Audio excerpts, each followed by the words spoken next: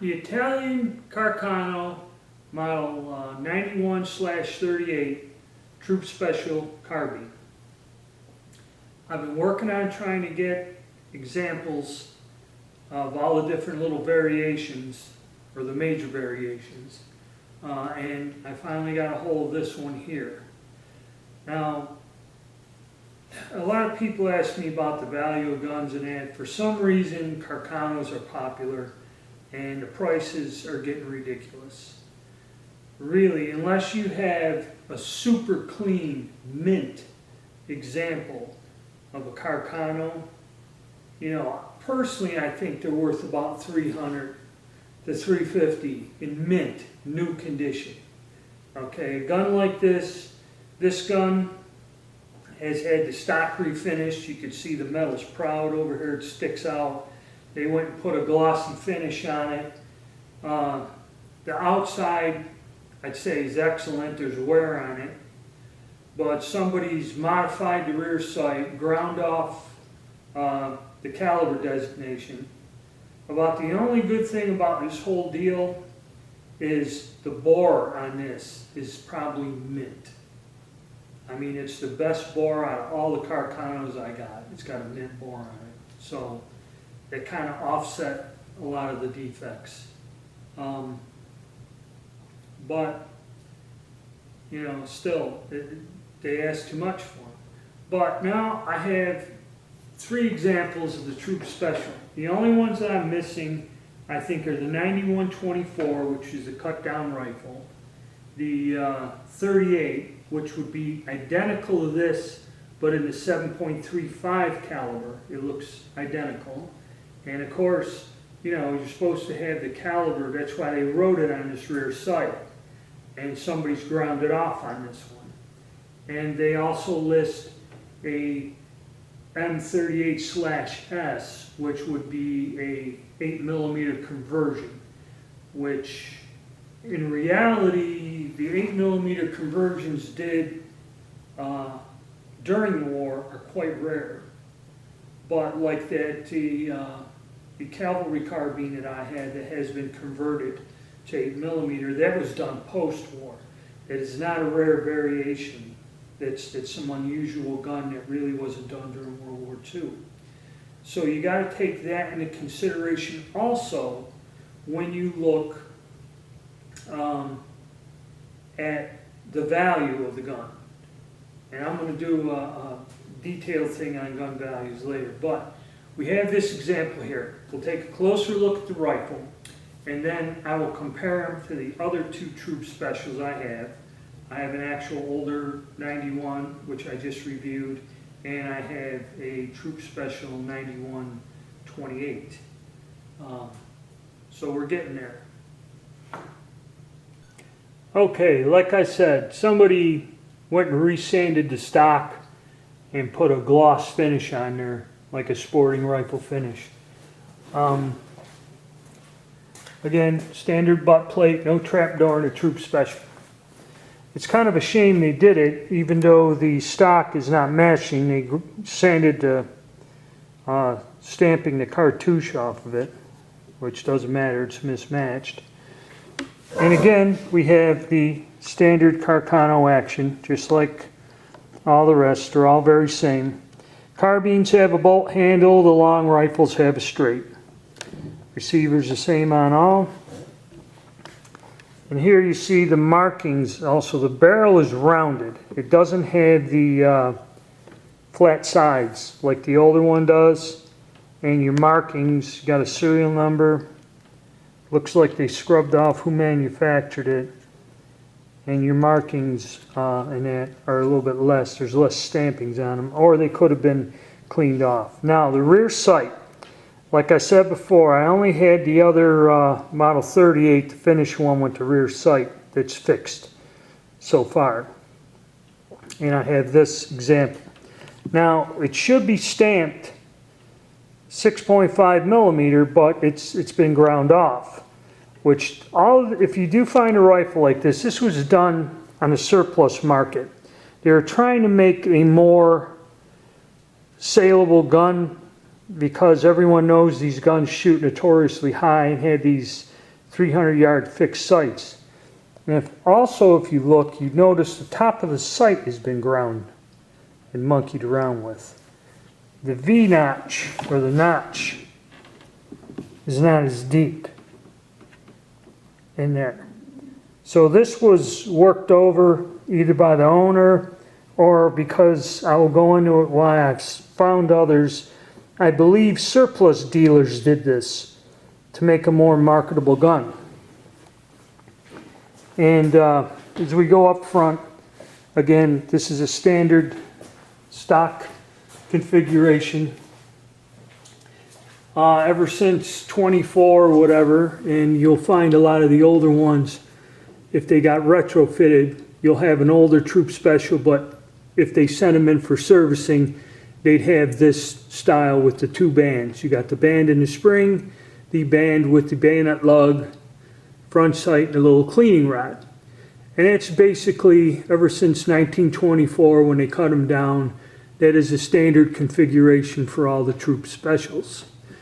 Only the early ones had that other strange front guard here, which is only one band. And we'll go, when we do a side-by-side, we'll take a look at it again.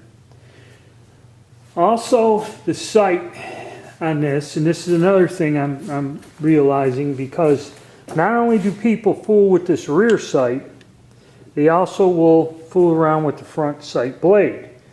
This is an original style blade, what they call the domed style.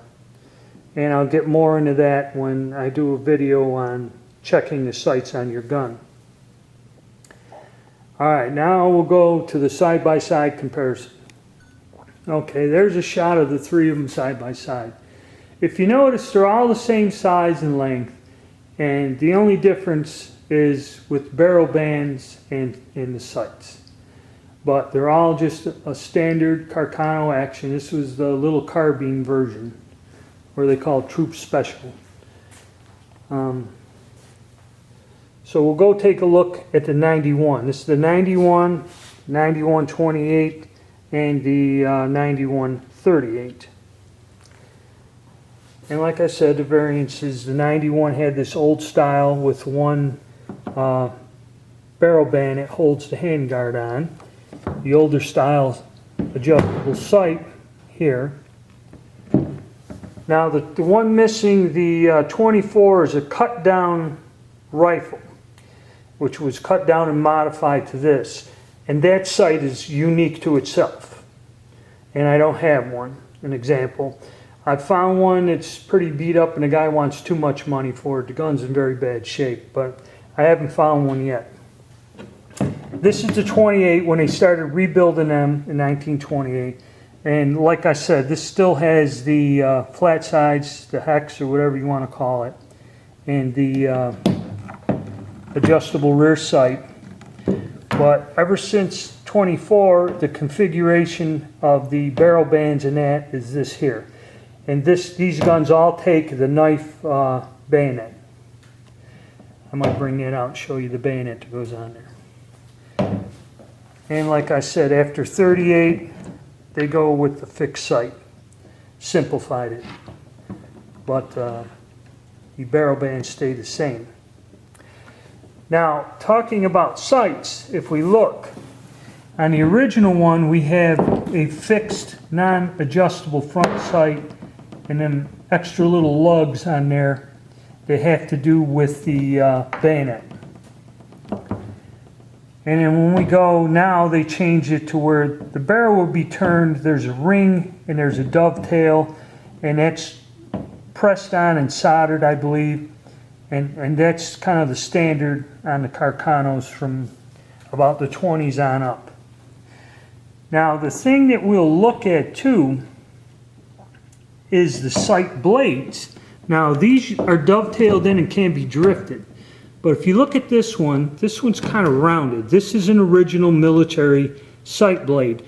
The reason I'm saying that is because sometimes the dealers in the post-war surplus market would replace these with a different sight blade. So that's an original one. And how do I know? Because I've seen them listed with Springfield Sporters, and they'll tell you there's 2 or 3 variations. And here is what they call more or less a domed version of the sight blade. As you see, it's a little bit different than the other one.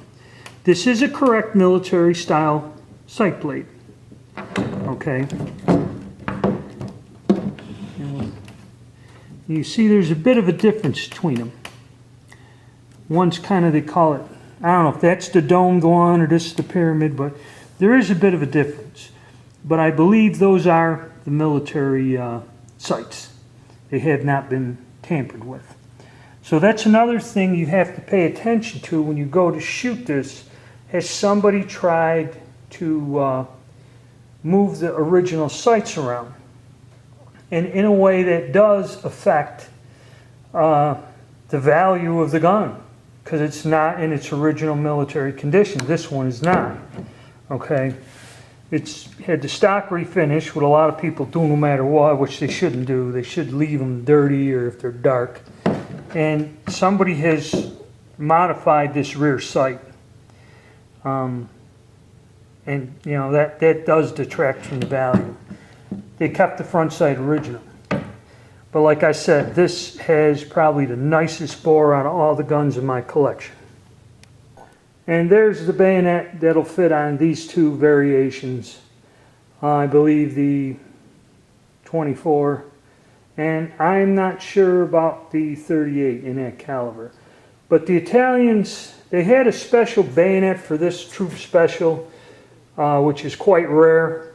And, you know, like I said, because the locking is different, the mounting lug is different. But the Italians only had the one standard bayonet. This is a later version. You'll find the same bayonet. The blade net's the same. This one has a metal scabbard, and you'll find them with a leather and brass tip scabbard. And you had the troop special bayonet. You had this standard straight bayonet, which fits on most of the long, you know, all the long rifles and the troop specials. The cavalry carbines had a folding bayonet, and then the only other one is for the Model 38 short rifles, used a bayonet that was folding. I may get a replica of that. It costs about 90 bucks. The originals go anywhere from $200 to $400. They want, for these here in nice shape, they want over $100 for this. This bayonet was what my great uncle brought home. And there it is out of the sheath. Unfortunately, it was left in the basement or attic and rusted a tad bit until I salvaged it. But it was brand new probably when he brought it home as a souvenir. And that fits on the 91 rifles, the 41 rifle, and the troop special carbines. Kind of just like that. So there's your 91-38 troop special with the bayonet attached.